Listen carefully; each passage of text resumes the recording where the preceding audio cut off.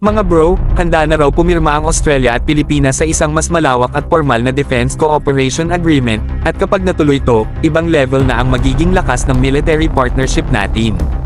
Ang bagong kasunduan na to ay hindi lang basta papel, ito ang magbibigay ng mas malaking flexibility para sa joint training, joint operations, at temporary deployments ng dalawang bansa.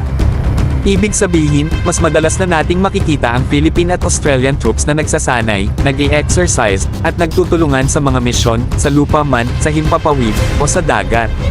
Parehong kinikilala ng dalawang bansa na lumalala ang security situation sa Indo-Pacific region. Sa patuloy na agresibong kilos ng ilang bansa, lalo na sa South China Sea, napakahalaga na magtulungan ang mga bansang may parehong paninindigan sa kalayaan at kapayapaan. Kaya sabi ng parehong gobyerno, ang partnership na to ay hindi lang tungkol sa depensa, ito ay tungkol sa survival at stability ng rehiyon. Ayon sa Australia, ang pagpapalakas ng defense cooperation at defense diplomacy ay may mutual benefit.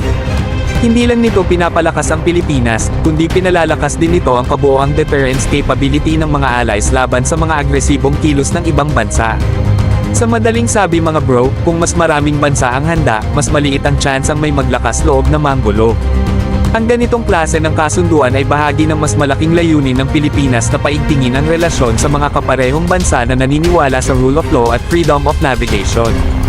At sa bawat kasunduan na gaya nito, mas lumilinaw ang mensahe sa rehiyon, hindi mag-isa ang Pilipinas, may mga kaalyado tayong handang tumulong para mapanatili ang kapayapaan.